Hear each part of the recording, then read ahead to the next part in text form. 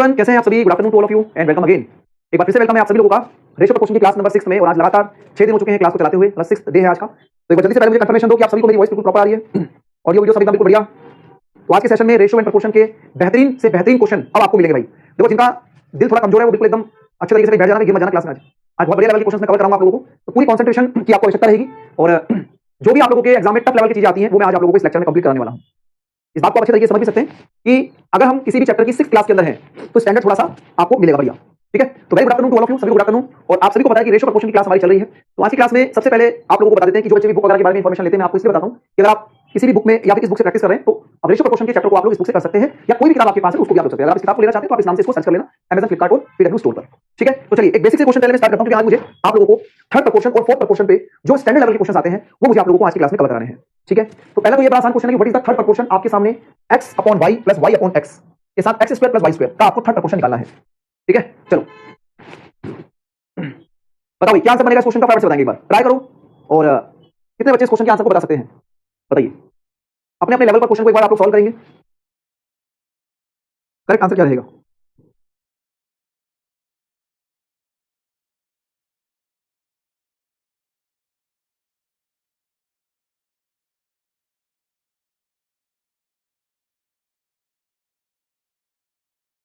चलो, अब आप सबको पता है कि मैंने आप लोगों को थर्ड प्रपोर्शन बताया हुआ है कि c बराबर में b स्क्वायर अपॉन में a होता है। अगर आप इसका स्क्वायर करेंगे तो आपको मिलेगा x स्क्वायर प्लस में y स्क्वायर, यही मिलेगा। और अगर आप इसको सॉल्व करते हैं तो सॉल्व करने पर नीचे एलसीएम बनेगा xy, ऊपर हो जाएगा x स्क्वायर प्लस में y स्क्वायर। तो जो a की वैल्यू है वो x square plus y square upon में xy आपको दिखाई दे रही है। तो सर x स्क्वायर से x प्लस y का होल स्क्वायर कटेगा और ये जो xy है ऊपर आके मल्टीप्लाई होगा, तो आपके क्वेश्चन का आंसर xy बनेगा, यानी कि a ऑप्शन। तो this is the correct answer. एक बच्चा बोल रहा है सर बुक बहुत अच्छी है आपकी, और एमसीक्यू क्वेश्चन उसमें है। बिल्कुल, उसमें वीडियो सॉल्यूशन भी है। जब आपका कोर्स कंप्लीट हो जाएगा, जिस दिन आप उस काबिल हो जाएंगे कि आप मॉक टेस्ट देना चाहेंगे, तो पीछे मैंने आप लोगों के लिए क्वेश्चन के मॉक टेस्ट कोर्स के साथ एक स्कैनर कोड लगाया हुआ है जिसमें वीडियो सॉल्यूशंस भी आपको मिलेंगे। 500 क्वेश्चन के वीडियो सॉल्यूशन उसमें डाले हुए हैं। ठीक है, तो उसको यूज मत करना, उसको तब यूज करना जब आप कंप्लीट अपने सिलेबस को अच्छे तरीके से कर लेंगे। ठीक है, चलो आई होप आप सभी को बात समझ में आ गई होगी। अब दोस्तों, जो मैं आपके सामने क्वेश्चन रखने वाला हूं, वेरी वेरी इंपॉर्टेंट क्वेश्चन है। एक बार इस क्वेश्चन को देखिए, फिर मैं इसकी शॉर्ट ट्रिक आपको बताऊंगा, और इस पर जो भी क्वेश्चन आपके एग्जाम में बन सकते हैं उनको हम डिस्कस करेंगे। देखो, 103, 135, 110 और 144 प्रत्येक में कौन सी संख्या जोड़ी जानी चाहिए ताकि ये नंबर आपस में प्रोपोर्शन में आ जाए। ठीक है, हाँ, अब इस बात को समझो। जैसे मैंने आपको बोला कि सर एक नंबर आपके पास 103 है, एक नंबर 135 है, एक नंबर 110 है और एक नंबर 144 है। तो इन नंबरों में किस संख्या को हम जोड़ें ताकि, ठीक है, ताकि ये नंबर आपस में क्या आ जाए, प्रोपोर्शनलिटी में आ जाए। ठीक है, अब मेरी बात को समझो। जैसे अगर आप इसको बेसिक तरीके से करते हैं तो आप ये बोलेंगे कि सर 103 में अगर मैं एक संख्या x को जोड़ दूं, 135 में मैं उसी संख्या को ऐड कर दूं, 110 में मैं x को ऐड कर दूं और 144 में अगर मैं x को ऐड कर दूं, तो ये नंबर आपस में प्रोपोर्शनलिटी में आ जाएंगे। ठीक है, लेकिन आप इस बात को समझ सकते हैं कि सर यहां से इस क्वेश्चन को सॉल्व करना बहुत ही डिफिकल्ट होगा। ठीक है ना? तो एक संदीप नाम का बच्चा क्या, सर आप कभी कोई और टाइप कभी और टाइप कराते हैं। बेटा जब सारे टाइप कराऊंगा, कभी और टाइप कभी और टाइप कभी और टाइप कराऊंगा, तभी तो आप रेशियो प्रपोर्शन के अंदर जो भी डिफरेंट डिफरेंट क्वेश्चन हैं उनको खुद से कर पाएंगे।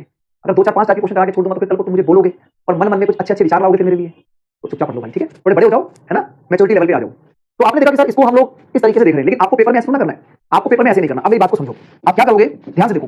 देखो, जो शॉर्ट ट्रिक है, जो आपके सामने शॉर्ट ट्रिक है, जो आपके सामने शॉर्ट ट्रिक है वो क्या है, इन दोनों नंबरों का डिफरेंस कितना है सर, 32, और इन दोनों नंबरों का डिफरेंस कितना है, 34। ठीक है, क्या करा आप लोगों ने, देखो मेरे ध्यान से, इन दोनों नंबरों के बीच में डिफरेंस 32 का है, इन दोनों नंबरों के बीच में डिफरेंस 34 का है। डिफरेंस लेना पहले, ठीक है, शॉर्ट ट्रिक समझना। अगर ये रेशियो बन जाता है तो इसको छोटा कर लो, तो ये बन जाएगा 16 और ये बन जाएगा 17। अब जो आपको x की वैल्यू निकालनी है, मतलब जो आपको इसमें नंबर चाहिए, इस x की वैल्यू निकालने का तरीका क्या है, ध्यान से देखो। ठीक है, कैसे निकालना है, देखो मेरी बात को बड़े ध्यान से समझना दोस्तों। आपको क्या करना है, ये जो नंबर यहाँ पर है, इसको अगर आप इन दोनों में से, आपने पहली संख्या से गुणा किया, अगर आप इसको 103 से गुणा करते हैं तो 17 या 51, तो ये बनेगा 1751। ठीक है, अगर आपने इसको पहली संख्या से गुणा किया है तो इसको भी पहली संख्या से गुणा कर लीजिए, तो 16 को इससे गुणा करेंगे, ये बनेगा 1760। क्या आपको बात समझ में आ रही है? बड़े ध्यान से कॉन्सेंट्रेशन को, चीजों को समझो। ठीक है, क्लियर? अब देखो भाई, देखो आपने बोला कि सर यहाँ पर 17 को आपने 103 से गुणा किया तो कितना बना, 1751। तो 16 को भी इस पहली वाली संख्या से गुणा किया, 1760 बना। अब आपके क्वेश्चन का आंसर आने वाला है। देखो भाई, आपने ऊपर क्या करना, इन दोनों वैल्यू का डिफरेंस लिखो। तो 1760 में से 1751 को माइनस करना और नीचे इन रेशो का डिफरेंस, ये जो रेशो है इसका डिफरेंस कर दो। तो 17 माइनस में 1, तो कितना आंसर है, 9/1। आंसर भी 9। बोलो भाई, कोई दिक्कत परेशानी? सी ऑप्शन हमारे क्वेश्चन का करेक्ट आंसर बन जाएगा। ठीक है, क्लियर? तो आपने यहां पर देखा कि सर अगर मैंने देखा कि 103 और 135 इनका डिफरेंस 32, 110 144 इनका डिफरेंस 34, इन दोनों का मैंने बना लिया रेशियो, यानी कि 16 और 17 का। तो नीचे जो है वो 16 और 17, यानी कि 17 और 16 का डिफरेंस 1 आ गया।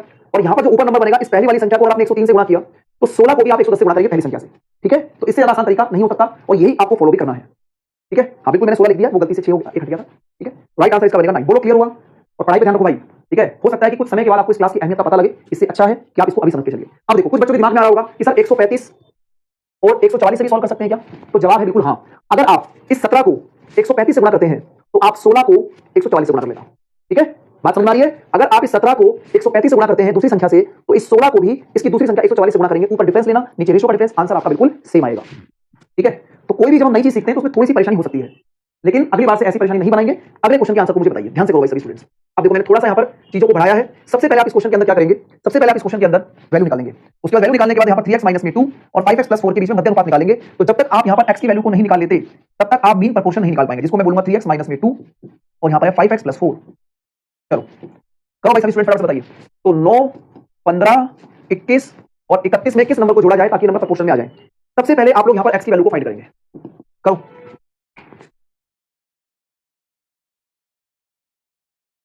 करो भाई, करो। अरे संदीप पाल भाई, इतनी मैं क्यों परेशान हो रहा भाई? टाइप वाइज पढ़ा रहा हूँ भाई, टाइप वाइज पढ़ा रहा हूँ। पढ़ लो आपसे भाई, ठीक है? शांत हो जाओ, दिमाग को शांत करो, और जो क्लास में पढ़ाया जा रहा है उस पर कॉन्सेंट्रेट करो। ठीक है भाई? चलो पढ़ो फटाफट से। बताइए क्या आंसर बनेगा इस क्वेश्चन का?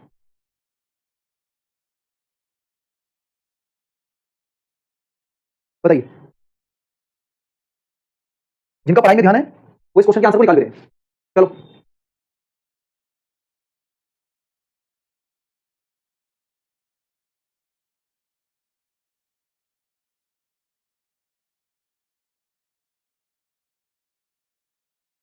बोलो, अब क्या करना है इस क्वेश्चन में? जैसा कि मैंने आपको बताया था, इन दोनों नंबरों के बीच में डिफरेंस कितने का है? 6 का। इन दोनों नंबरों के बीच में डिफरेंस कितने का है? 10 का। ठीक है? तो 2 से काटोगे, 2 तिया 6 और 2 पंजे 10, तो नीचे रेशो का डिफरेंस 5 माइनस में 3। अब अगर आप इस 5 को इससे मल्टीप्लाई करते हैं तो 5 गुणा में 9 45 और 21 को 3 से गुणा करते हैं तो ऊपर बनेगा 63। तो यहाँ पर 63 में से 45 को माइनस करो, कितना बनेगा? 18। 18/2, यानी कि दोस्तों x की वैल्यू आपके पास 9 आ गई। अगर आपसे बोलता कि वो संख्या क्या है तो आप इसको 9 बताते, लेकिन अब आपसे मीन प्रपोर्शन पूछ रहा है और हमें पता है कि सर मीन प्रपोर्शन जो होता है, जो मीन प्रपोर्शन होता है उसमें यहाँ पर x की वैल्यू को रखने पर हम देख पाएंगे 9 या 27 में से 2 जाएगा 25, 9 पंजे 45 और 4 49, 25 की वैल्यू कितनी बनेगी? 5 और 49 की वैल्यू 7, तो 5 गुणा में 7, फिर आंसर 35। बोलो भाई, मजा आ गया सभी को? बहुत ही जबरदस्त लेवल के क्वेश्चन है। सीजीएल जैसे एग्जाम्स में और मेंस जैसे एग्जाम्स में इस चीज को देखा जाता है। तो आप इस लेवल को समझ सकते हैं कि अगर आप किसी ऐसे एग्जाम में जा रहे हैं जहां पर आप लोगों को टफ लेवल की चीजें आ रही हैं तो ऐसी चीजें आप लोगों को एग्जाम में देखने को मिलेगी। ऑलराइट, तो समझ में आ गया? देखो पहला क्वेश्चन जो मैंने आपको बताया उसमें हो सकता है कि आपको स्टार्टिंग में थोड़ी समस्या लगी हो, लेकिन अब आप लोगों के सामने चीज समझ में आ गई हो। ठीक है? क्लियर हो गया? चलो भाई आगे बढ़ते हैं अगले क्वेश्चन की तरफ। एक क्वेश्चन और आपके सामने मैंने रखा है। अब जिनको पिछले क्वेश्चन में दिक्कत परेशानी थी, एक बार इस क्वेश्चन को जल्दी से देखिए। तो यहाँ पर हमारे पास नंबर है 23, थोड़ा सा स्पीड बढ़ाइए अपनी, 39, 32 और 56। तो इसमें सबसे पहले हम एक्स की वैल्यू निकालेंगे और एक्स की वैल्यू निकालने के बाद हमें मीन प्रपोर्शन निकालना है, जो आपको x प्लस 4 और 3x प्लस 1 को मल्टीप्लाई करके आपको मिलेगा। करिए।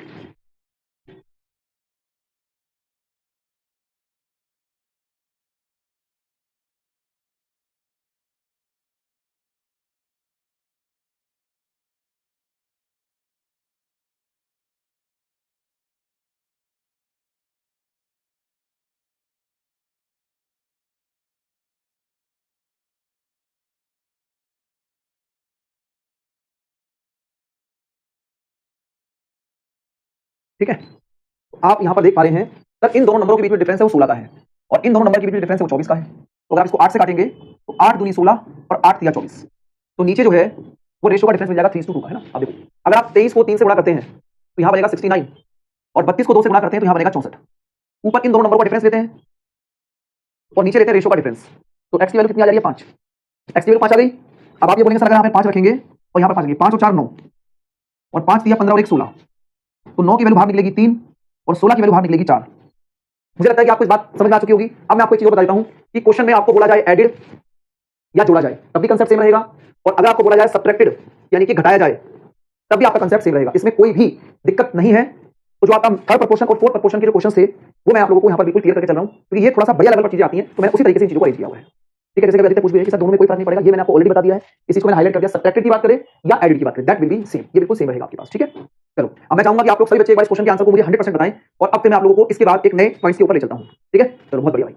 एक्स को सब्ट्रैक्ट करते हैं 54, 49, 22 और 21 में से, तो आपको रिजल्ट जो है प्रपोर्शन में मिल जाता है। तो एक नंबर है 54, 49, 22 और 21। तो यहां पर आप लोगों को वैल्यू बतानी है एक्स की, और एक्स की वैल्यू बताते ही 8x में से 25 के साथ रेशियो 7x के साथ 26। करिए भाई। एक बच्चा मुझे कॉइन वाला क्वेश्चन भी आता है, बेटा कल कॉइन वाले क्वेश्चन ही कराए थे, पहला क्लास में ना आए हूं, ऐसा हो सकता है। करो।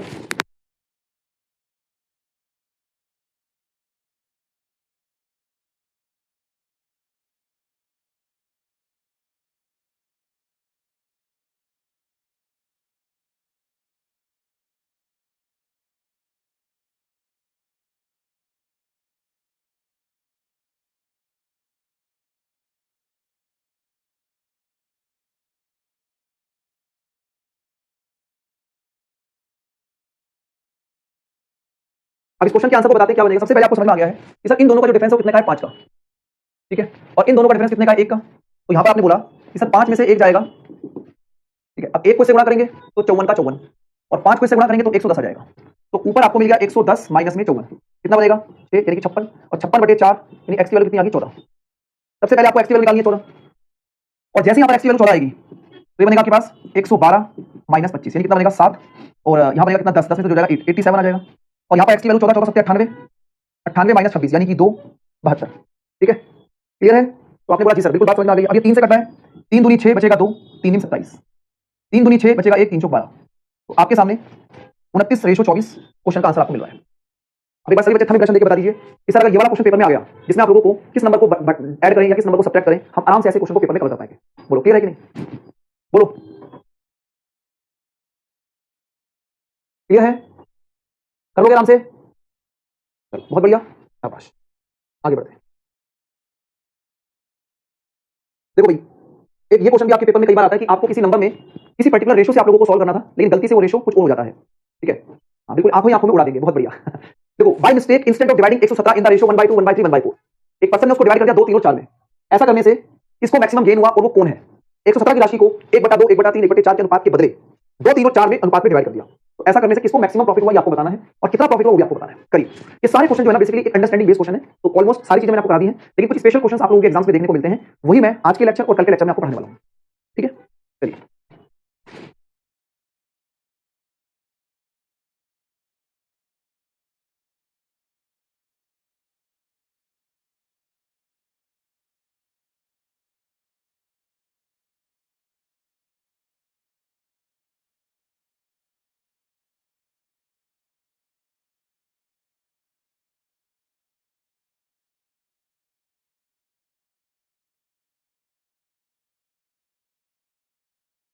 ठीक है, तो क्वेश्चन में कह रहा है 117 की राशि को 1/2 1/3 और 1/4 के अनुपात के बदले यानी कि डिवाइड करना था इस तरीके से। अब आपको ये बात पता है कि सर 1/2 1/3 और 1/4, अगर आप इसको सिंप्लीफाई करेंगे तो 2 3 और 4 का एलसीएम लेंगे, यानी कि 2 3 और 4 का क्या लेंगे एलसीएम, तो बनेगा 12। तो इसका मतलब ए बी और सी को 6 4 और 3 में डिवाइड करना। 2 से काटोगे 6 पर, 3 से काटोगे 4 पर, और 4 से काटोगे 3 पर। तो अगर आप यहाँ पर सबसे पहले इस बात को अंडरस्टैंड करें कि जो हमें डिवाइड करना था उसमें 6 और 4 10 और 3 13, यानी कि 13 यूनिट की वैल्यू क्वेश्चन में 117 दी गई थी, तो 1 यूनिट की वैल्यू क्वेश्चन में आ जाएगी 9। अगर 1 की वैल्यू 9 है तो ए को मिलेगा 54, बी को मिलेगा 36 और सी को मिलेगा 27। आपको इस रेशो में इनको डिवाइड करना था, लेकिन क्या हुआ कि 1/2 1/3 के अनुपात के बदले बाय मिस्टेक क्या हुआ, जो बाय मिस्टेक कहानी हो गई वो ये होगी कि जो एबीसी है ना उसको इन्होंने 2 3 और 4 में डिवाइड कर दिया, तो यानी कि 4 और 3 7 और 2 9, तो 9 रेशो की वैल्यू यहां पर 117 है, तो एक रेशो की वैल्यू कितनी बन जाएगी 13, ठीक है, एक रेशो की वैल्यू 13 आ गई। तो 13 दूनी 26, ए को मिले 26 रुपए, बी को मिले 13 39 और सी को मिले 52। अब आप यहाँ देखो, जैसे ए को मिल रहे 54 और यहाँ हो गए 26, तो इसमें तो कमी आ गई। बी को मिल रहे 36 और यहाँ मिल गए 39, तो बी को 3 रुपए मिले एक्स्ट्रा, लेकिन जो मैक्सिमम वैल्यू मिली है ना वो सी को मिल रही है। जो सी को मिल रहा है वो मैक्सिमम मिल रहा है, कितना मिल रहा है आपको दिख रहा है कि सर 27 से 52 हो गया, यानी कि सी को मैक्सिमम 25 का गेन हो गया। सी को 25 का क्या हुआ गेन हुआ। तो आपको इस क्वेश्चन का आंसर लगाना है, सी को मिले 25 रुपए, डी ऑप्शन इस क्वेश्चन का राइट आंसर है, ठीक है। तो यहाँ पर कुछ चीजें ऐसी आएंगी जो आपको भीड़ से अलग करेंगी, और यही भीड़ आप लोगों को सिलेक्शन की तरफ ले जाएगी, ठीक है भाई, बोलो क्लियर है कि नहीं। तो सी को मैक्सिमम मिल रहा है, क्लियर है सभी बच्चों को, बताइए। देखो जिनको कम समझ में आता है ना वो कंसंट्रेशन से पढ़ो। 1/2 1/3 1/4 में डिवाइड करना था, इसको सिंप्लीफाई करने के लिए 2 3 और 4 का एलसीएम 12 बना, 12 से 2 को डिवाइड करा 6, 3 को डिवाइड करा 4 और इसको डिवाइड करा 3, तो 6 4 10 और 3 13, 13 की वैल्यू 117, 1 की वैल्यू 9, तो 6 नीम 54, 6 चौक 6 गुणा 9 गुणा 4 36 और 9 के 27, तो एबीसी को 54 36 और 27 मिलना था, लेकिन गलती से इस रेशो में डिवाइड कर दिया गया क्योंकि 9 बन रहा है, तो 9 की वैल्यू 117, 1 की वैल्यू 13 आ गई, तो 13 दूनी 26 13 39 13 54। अब किसको मैक्सिमम प्रॉफिट वही पूछा गया, तो ए को मिल रहा है 54, यहां मिल गया 26, जो कम हो गया तो ये तो बनेगा नहीं। बी को मिलेगा 36, इसको मिलेगा 39, को 3 रुपए एक्स्ट्रा मिले, ठीक है, और सी को मिला 27 और डी को मिला 52, तो सी को 25 रुपए एक्स्ट्रा मिल रहे हैं। This is the right answer. Sir 9 13 कहां से आ बेटा, पढ़ नहीं रहे ना इसलिए। 13 निम में 117 होता है, ठीक है, पढ़ो चुपचाप, नौकरी लगेगी तुम्हारी ऐसी है भी। एक ये क्वेश्चन देखो, अगला देखिए, चलो अगर लॉस पूछा होता तो लॉस देखते भाई, अगर लॉस पूछा होता तो लॉस देखते आप लोग, हमें प्रॉफिट देखना तो प्रॉफिट की बात कर रहे हैं। गोल्ड ब्रोकन इनटू 3 पार्ट्स जिनका रेशियो 3 4 और 5 का है, और price of the gold is directly proportional to the square of the weight. अगर इसमें कोई लॉस नहीं हुआ है तो 23,500 रुपए आफ्टर ब्रेकिंग द गोल्ड, ठीक है। यदि सोना टूटने पर 23,500 रुपए का नुकसान हुआ है तो सोने की मूल कीमत क्या है आपको बताना है, बताइए, करो भाई।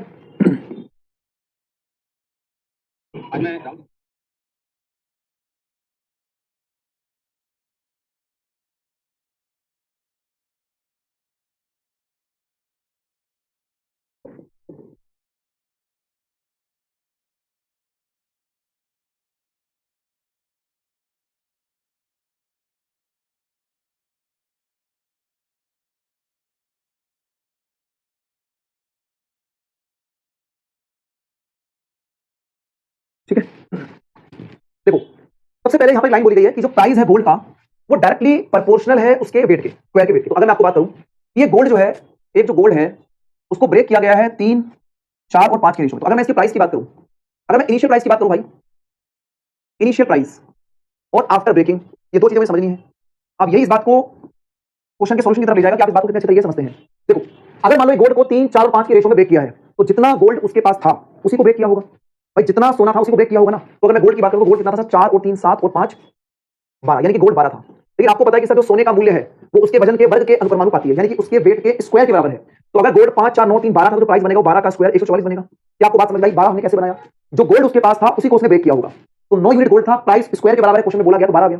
लेकिन ब्रेक करने के बाद जो प्राइस आ रहा है वो आ रहा है सर 3 का स्क्वायर इंडिविजुअल, 4 का स्क्वायर और 5 का स्क्वायर। तो ये बनेगा 9 + 16 + 25, 16 और 25 25 50, यानी कि ब्रेक करने के बाद जो प्राइस आ गया 50 आ गया। तो इनिशियल प्राइस था 144 और ब्रेक करने के बाद 3 का स्क्वायर, 4 का स्क्वायर और 5 का स्क्वायर, ये बना 50। तो अब आप देखेंगे सर यहाँ लॉस हो रहा है, और यहाँ जो लॉस हो रहा है वो लॉस कितने का हो रहा है? आप बोलेंगे सर जो लॉस हो रहा है वो लॉस हो रहा है सर कितने का? 144 है ना, यानी कि 4 और 9, यानी कि 94 यूनिट का लॉस हो गया। कितने का लॉस हो गया? 94 यूनिट का। तो ये जो 94 यूनिट का लॉस हुआ है, यही क्वेश्चन में आप लोगों को बता रहा है कि जो 94 यूनिट की वैल्यू है, जो 94 यूनिट की वैल्यू है वो क्वेश्चन में बता रहा है कि यदि सोना टूटने पर 23,500 रुपए का नुकसान हुआ, यानी कि जो नुकसान है वो 23,500 के बराबर है। क्या आपको बात समझ में आ रही है? तो 94 यूनिट का जो लॉस है वो 23,500 के बराबर है। ठीक है, अब आपको यहां से अगर कैलकुलेट करेंगे तो 1 यूनिट की वैल्यू वो बनेगी 23,500 बटे में 94। ठीक है, 1 यूनिट की वैल्यू जो है वो कितनी आ जाएगी? 23,500 बटे में 94। इतनी बात क्लियर है बोलो सभी को? ठीक है, तो जब इसको से कैंसिल आउट करेंगे तो 94 का दुगना 188 और 94 का 5 गुना, तो 250 कट जाएगा। तो 1 यूनिट की वैल्यू 250 आ रही है। ठीक है, 1 यूनिट की वैल्यू कितनी आ रही है? 250। और अगर 1 की वैल्यू 250 आ रही है तो इनिशियल प्राइस 144 है। तो 144 को अगर आप 250 से गुणा करेंगे तो 0 का 0, 25 चौक 100, 25 चौक 100। ठीक है, कितना बनेगा भाई? ये काम करो, अगर मैं यहां पर 4 से मल्टीप्लाई 4 से करता हूं, 4 तिया 12 और 4 × 36, 4 तिया 12 और 4 × 26, यानी कि बनेगा 36,000। तो इसको मल्टीप्लाई करके 36,000 आ जाए। 144 को अगर 250 से गुणा करेंगे तो आंसर बनेगा 36,000। थोड़ा सा कैलकुलेटिव है, लेकिन क्वेश्चन के टाइप को आपको समझना है। ठीक है, तो 94 यूनिट का जो लॉस है वो 23,500 के बराबर है। एक का लॉस हो गया आपके 250 के बराबर, और एक की वैल्यू 250 है। तो इनिशियल प्राइस 144 को मल्टीप्लाई करेंगे 36,000 का आंसर बनेगा। वेरी वेरी इंपॉर्टेंट एंड बहुत ही जबरदस्त क्वेश्चन आपके सामने रहा। बोलो क्लियर हो गया? मजा आया सभी को एकदम? बोलो चलो, बहुत बढ़िया, आगे बढ़ते हैं अगले क्वेश्चन की तरफ। अब ये देखो, ये सारे क्वेश्चन ना मतलब एक अंडरस्टैंडिंग वाले हैं, मतलब इनका कोई ऐसा नहीं कि फिक्स आपके पास टाइप मिलेगा। आप जितना चीजों को मेहनत करके पढ़ेंगे उतना आप लोगों को चीजें एग्जाम में डायरेक्ट दिखाई देगी। अब ये क्वेश्चन देखो, एक स्कूल है जिसमें 1554 बच्चे हैं और उसमें लड़के और लड़कियों का रेशो 4 और 3 का है। आफ्टर फ्यू डेज, कुछ दिन के बाद, after few days 30 girls join the school और फ्यू बॉयज लेफ्ट, यानी कुछ दिन के बाद 30 लड़कियां स्कूल को ज्वाइन करती हैं और लड़के स्कूल छोड़ देते हैं, और रेशो बनता है 7 और 6 का। तो number of boys who left the school, कितने बच्चों ने स्कूल छोड़ा आपको बताना है। एक बच्चा आफ्टर ब्रेकिंग स्क्वायर क्यों किया? बेटा क्वेश्चन में बोला गया है आदित्य कि जो प्राइस है वो उसके वेट के स्क्वायर के प्रोपोर्शनल है। ठीक है, इसलिए स्क्वायर करेंगे। करो भाई।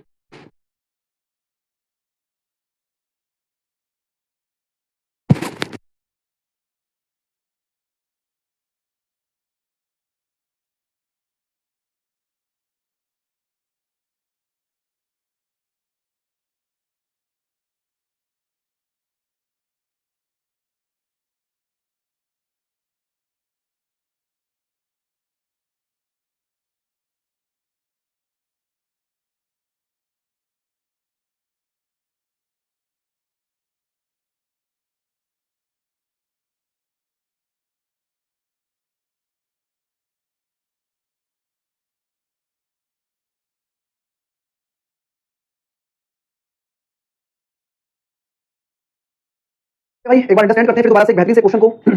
भाई एक स्कूल में 1544 बच्चे हैं, अगर मान लो ये 1544 बच्चे हैं, 1554 बच्चे हैं। ठीक है, और इसमें जो लड़के और लड़कियों का रेशो है, जो बॉयज और गर्ल्स का रेशो है वो 4 और 3 का रेशो है, यानी कि टोटल कितना बनेगा? 4 और 3 7। तो आप ये बोलेंगे कि सर 7 रेशो की वैल्यू क्वेश्चन में 1554 है, तो एक रेशो की वैल्यू बनेगी सर 7 से काटोगे 7 दूनी 14 बचेगा 1, 7 दूनी 14 और 7 दूनी 14, यानी कि एक रेशो की वैल्यू आ गई 222। अगर एक रेशो की वैल्यू 222 आ गई तो यहाँ पर बॉयज और गर्ल्स, भाई अगर एक रेशो की वैल्यू 222 है तो इसको भी 222 से गुणा कर दीजिए और इसको भी 222 से गुणा कर देंगे। तो यहाँ पर लड़कों की संख्या 888 और बॉयज और गर्ल्स है, ठीक है, और लड़कियों की संख्या आपको 666 दिखी। सबसे पहले मैंने क्या कहा कि सर बॉयज और गर्ल्स का रेशो 4 और 3 का था। 7 रेशो की वैल्यू 1554 है, एक रेशो की वैल्यू 222 आ गई। 222 को 4 से गुणा किया, 888 बॉयज हैं और 666 गर्ल्स हैं। ठीक है, अब आगे क्या कह रहा है क्वेश्चन में? कह रहा है कि सर कुछ टाइम के बाद क्या हुआ? 30 लड़कियों ने क्लास ज्वाइन कर ली, यानी 30 लड़कियों ने क्लास ज्वाइन कर ली और कुछ लड़के चले गए, तो यानी कि 888 में से कुछ लड़के चले गए और गर्ल्स कितनी हो गई सर? गर्ल्स हो गई 696, 696। और ऐसा करने से जो नया रेशो है वो क्वेश्चन में 4 और 3 के बराबर रेशो कितना आ गया है? नया रेशो कितना बन चुका है? 7 और 6 का। तो नया रेशो 7 और 6 का बन गया। देखो ये जो चीजें है ना भाई, मैं आपको बताता हूं, ये फाउंडेशन तरीके से चीजें चलती है, मतलब जिनका बेसिक क्लियर होता है एग्जाम में ऐसे क्वेश्चन को करने का तरीका यही है। ठीक है, अब आपको समझ गया कि सर 7:6 का रेशियो है। अब मिनिमम कैलकुलेशन के लिए आप इस 6 को काटेंगे तो 6 कम 6 6 कम 6 बचेगा 3 6 36, तो ये बनेगा 888 माइनस x बराबर 7 से गुणा करेंगे 6 7 42 बचेगा 4 7 एकम 7 तो 4 11 बचेगा 1 7 एकम 7 तो 8, तो 812 को माइनस कर देंगे इधर, तो x की वैल्यू जो आ रही है वो 888 में से 812 को माइनस कर देंगे तो आंसर बनेगा 76। तो इस क्वेश्चन का जो करेक्ट आंसर है वो ऑप्शन नंबर ए है कि 76 बच्चों ने इस क्लास को छोड़ा था। ठीक है, बोलो क्लियर है ना। देखो मैं आपको एक चीज बता देता हूं, फिर दोबारा से इस चीज को मैं हाईलाइट कर देता हूं कि जिन बच्चों को मेंस लेवल तक की चीजें कवर करनी है उनके लेक्चर नंबर 6 और 7 है, और जिनको छुटुक मुटुक हल्के फुल्के लल्लू हलवा टाइप के क्वेश्चन करने हैं उनके लिए मैंने पहले 5 लेक्चर रखे हुए थे। ठीक है भाई, बिल्कुल क्लियर है, स्पष्ट शब्दों में आपको बता दिया गया है। अब आप अगर एक बार में अपने सिलेक्शन को सुनिश्चित करना चाहते हैं तो आप समझदार हैं, और अगर आपको बार बार बैचेस पढ़ने हैं, बार बार आप लोगों को इधर उधर भटकना है तो चॉइस इज योर्स। ठीक है, मैं अपना काम ईमानदारी से कर रहा हूं, कल को आपके मन में कोई इस तरीके की फीलिंग ना आए कि आपको कम पढ़ाया गया था या फिर आप बढ़िया लेवल के क्वेश्चन को नहीं कर पा रहे हैं। ठीक है, चलिए आगे बढ़ता हूं अगले क्वेश्चन की तरफ। ठीक है, नेक्स्ट क्वेश्चन आपके सामने रखते हैं, इसे पढ़िए। अब देखो इनकम एक्सपेंडिचर सेविंग का क्वेश्चन आपके सामने रहा।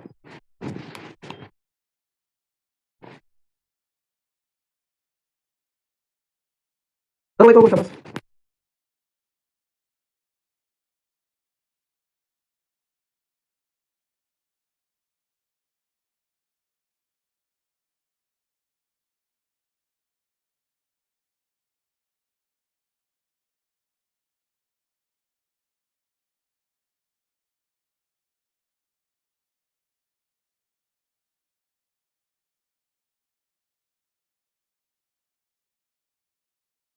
अब देखो जरा इस क्वेश्चन में क्या बोला गया, इनकम एबीसी की आपको दी गई है 3 7 और 4 में, और रेशो दिया गया खर्च का 4 3 और 5 का। अगर ए सेव करता है 300 रुपए अपनी इनकम में से, जो कि इनकम 2400 है, तो बताइए सेविंग्स का एबीसी जो है सेविंग ऑफ बीओसी, बीओसी की सेविंग्स क्या बनेगी। One of the best quality question के द्वारा आपके सामने इनकम एक्सपेंडिचर सेविंग्स के दोस्तों। चलो अब हम बात करेंगे सर, ए है, बी है और सी है।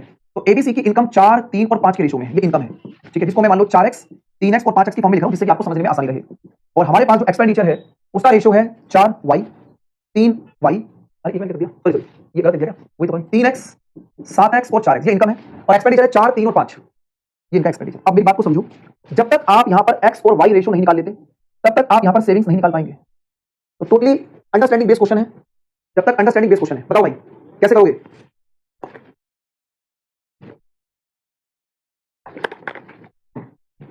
देखो ए जो है ना, मेरी बात को समझना ध्यान से, ये कह रहा है ए सेव करता है 300 रुपए अपनी इनकम 2400 में से। अब मेरे प्यारे दोस्तों, जो ए की इनकम है वो 3x है। ठीक है, ए की इनकम कितनी है 3x, तो आपने बोला कि सर जो 3x की वैल्यू है वो क्वेश्चन में 2400 है, तो x की वैल्यू कितनी आ जाएगी 800। भाई ये बात तो क्लियर हो गई, x की वैल्यू 800 आ गई, तो 800 के हिसाब से अगर आप यहां पर 800 रखेंगे तो 800 देखो x की वैल्यू 800 है, तो 8 गुणा में 7 5600 और 8 गुणा में 4 3200। भाई x की वैल्यू तो आ गई, अब हम y की वैल्यू निकालेंगे। अब y की वैल्यू कैसे निकलेगी, देखो क्वेश्चन में ये कह रहा है कि x जो है अपनी इनकम 2400 में से 300 रुपए बचाता है। अब अगर मैं आपको बोलूं कि 2400 रुपए में से अगर उसने 300 रुपए बचा लिए, तो इसका मतलब जो उसका एक्सपेंडिचर है ए का, जो ए का एक्सपेंडिचर कितना होगा 2100 होगा, जो ए का एक्सपेंडिचर वो 2100 होगा। और आप सीधा सीधा बोल सकते हैं हाँ आप 1 यूनिट मान लो, कोई दिक्कत नहीं है, मैं x मान के इसलिए कर रहा हूं ताकि मुझे चीजों को बार बार रिपीट ना करना पड़े, है ना, उससे बच्चों को थोड़ी सी जो स्टूडेंट्स होते हैं उनको समझने में आसानी होती है। ठीक है ये बात ठीक है। आपने बोला कि 2400 में से 300 रुपए उसने बचा लिए, तो 2100 रुपए उसने खर्च कर लिए, और यही खर्च आपके सामने 4y के बराबर है, जो ए की जो खर्च है ना वो 4y के बराबर है। तो मैं यहां से इस बात को बोल सकता हूं कि सर ये वाली वैल्यू मेरी 4y के बराबर है। तो 4 से काटोगे सर 4 पंजे 20 बचेगा 1, 4 दूनी 8 और 4 पंजे 20, तो y की वैल्यू 525 आ गई। बस कहानी खत्म। जैसे y की वैल्यू 525 आएगी इसको मल्टीप्लाई करो, 5 तिया 15, 3 दूनी 6 और 1 7 और 5 तिया 15, ये 1575 आ रहा है। कितना आ रहा है 1575, और इसको भी अगर आप 525 से गुणा करेंगे तो ये बनेगा 5 पंजे 25, 5 दूनी 10 और 2 12 और 5 पंजे 25 और 26, ये बनेगा कितना। अब इसको माइनस करो तो ये कितना बनेगा सर। ठीक है, इसमें से इसको माइनस करेंगे, देखो 5600 में से 1575 को माइनस करो तो 5 का 5, 9 में से 7 जाएगा 2, यहां बचेगा कितना 15, 15 यानी कि 0 और ये बनेगा 4, तो ये बनेगा 4025। देखो 4025 आते ही आप यहीं से क्वेश्चन के आंसर को बता सकते हो कि ए ऑप्शन राइट आंसर है। आप इसमें से इसको माइनस करेंगे मेरे दोस्त, तो यहां पर कितना बनेगा 5 बनेगा, 9 में से 2 जाएगा 7 आ जाएगा, यहां 11 में से 6 जाएगा 5 बनेगा, तो ये 575 आ रहा है। बोलो भाई कैसा लगा क्वेश्चन, है ना मजेदार, बोलो क्लियर है। आज थोड़ी सी आंखें खुल गई होंगी कि ऐसे क्वेश्चन के पेपर में सर 300 कहां से आया। बेटा दिव्यांशु, या तो तुम मेरे को परेशान करने क्लास में आ रहे हो या तुम खुद अपनी जिंदगी से परेशान हो। ये क्या लिखा हुआ है, ए रुपए 2400 की आय में से 300 रुपए बचाता है, ये लिखा 300 मेरे भाई, ये लिखा, ये तुम्हें बोर्ड पे दिख नहीं रहा क्या 300 रुपए है, 2400 में से 300 कहां से आया। भाई दिलीप भाई एक चीज बता मुझे, आ जाओ बैठो बैठो। देखो ये बच्चे सरकारी नौकरी की तैयारी कर रहे हैं, ठीक है, दिलीप भाई हमारे जो है हमारी क्लास संभालते हैं। भाई मैं इनसे पूछा हूं कि एक व्यक्ति की इनकम जो है ना, इनकम 2400 रुपए है, 2400 रुपए इनकम है और 300 रुपए उसने बचा लिए, तो 2100 रुपए खर्च किए होंगे। अभी कोई समझ नहीं आ रहा, ये नौकरी करेंगे क्या करेंगे जिंदगी में ये भाई भी ऐसा है। चलो ठीक है, पढ़ लो, कोई दिक्कत नहीं है। हो सकता है कि प्रेजेंस ऑफ टाइम पे दिमाग ना चल रहा हो। अब अपनी एक काम करना, मम्मी को बोलना मम्मी मैं 2400 रुपए कमाऊंगा और 300 रुपए बचाऊंगा। तुम्हारी मम्मी बोलेगी